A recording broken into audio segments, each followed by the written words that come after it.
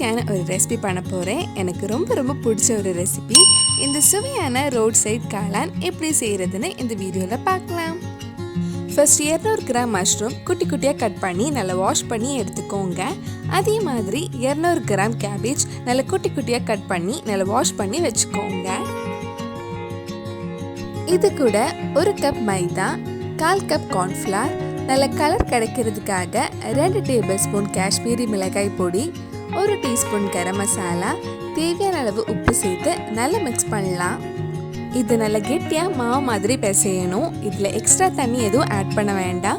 நம்ம mushroom cabbage wash பண்ணி எடுத்துருக்கனால அதிலே கொஞ்சம் தண்ணி இருக்கும். தேவைப்பட்டால் மட்டும் கொஞ்சமாக தண்ணி ஆட் பண்ணிக்கோங்க. இனி இது கொஞ்சமாக பக்கோடா மாதிரி ஃப்ரை பண்ணி எடுக்கலாம்.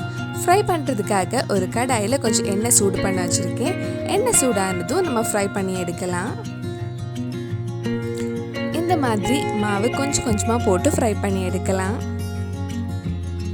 ஒரு சைடு ஃப்ரை ஆனதும் மெதுவாக திருப்பி போட்டு இன்னொரு சைடும் ஃப்ரை பண்ணி எடுத்துக்கோங்க.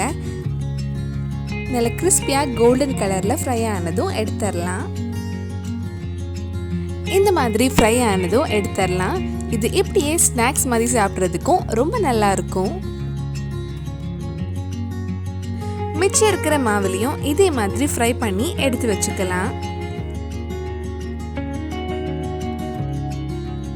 இப்போ கிரேவி ரெடி பண்ணுறதுக்காக ஒரு கடாயில் கொஞ்சமாக எண்ணெய் ஆட் பண்ணுறேன். நீங்கள் ஃப்ரை பண்ண எண்ணெய் கூட இதுக்கு யூஸ் பண்ணிக்கலாம்.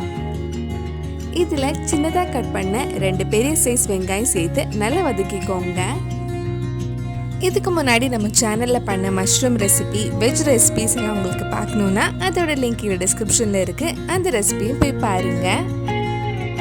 வெங்காயம் வதங்கி கொஞ்சம் சாஃப்டானதும் இதில் 2 பச்சை மிளகாய், 1/2 டீஸ்பூன் இஞ்சி பூண்டு பேஸ்ட், கொஞ்சம் கறிவேப்பிலையும் சேர்த்து வதக்கிக்கோங்க.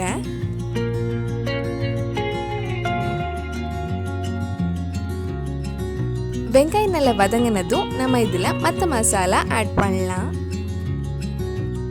இதில் 1/4 டீஸ்பூன் மஞ்சள் பொடி, 3/4 டீஸ்பூன் மிளகாய் பொடி, 1 டீஸ்பூன் மல்லிப்பொடி, 1/2 டீஸ்பூன் கரம் மசாலா, கொஞ்சமாக உப்பு சேர்த்து அந்த மல்லிப்பொடி மிளகாய் பொடி பச்சை வாசனை போகிற வரைக்கும் கொஞ்சம் நேரம் வதக்கலாம். கிரேவி கொஞ்சம் கெட்டியாக இருக்கிறதுக்காக ஒரு சின்ன பவுலில் 1 டேபிள் ஸ்பூன் கார்ன்ஃப்ளவர் எடுத்திருக்கேன். அதில் கொஞ்சமாக தண்ணி ஊற்றி மிக்ஸ் பண்ணி வச்சுக்கோங்க.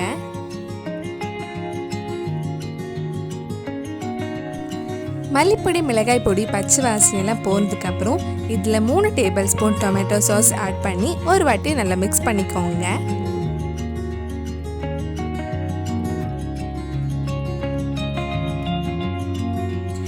இது கூட நம்ம மிக்ஸ் பண்ணி வச்சிருந்த கார்ன்ஃப்ளவரும் கிரேவிக்கு தேவையான தண்ணியும் ஆட் பண்ணலாம். இது ஒரு வாட்டி மிக்ஸ் பண்ணதுக்கப்புறம் கொஞ்ச நேரம் கொதிக்கட்டும். கொதிச்சதும் நம்ம ஃப்ரை பண்ணி வச்சிருக்கிற மஷ்ரூம் கேபேஜும் இதில் போட்டு மிக்ஸ் பண்ணலாம்.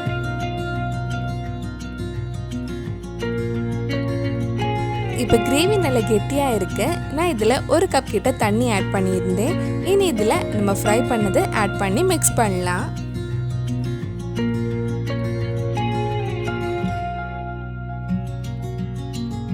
இது போட்டதுக்கப்புறம் ஒரு வாட்டி மிக்ஸ் பண்ணதுக்கப்புறம் லோ ஃப்ளேமில் 5 நிமிஷம் வச்சுருங்க.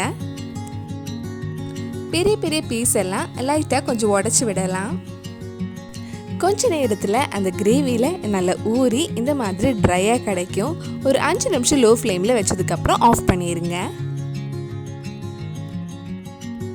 சுவையான ரோட் சைட் காளான் ரெடி ஆயிடுச்சு. இதுக்கு மேலே கொஞ்சம் குட்டியாக கட் பண்ண பெரிய வெங்காயம், கொஞ்சம் மல்லி இலையும் போட்டு சாப்பிட்டா அப்படியே ரோட் சைடில் வாங்குற மாதிரி டேஸ்ட் இருக்கும். கண்டிப்பாக நீங்களும் இந்த ரெசிபி உங்கள் வீட்டில் செஞ்சு பாருங்கள்.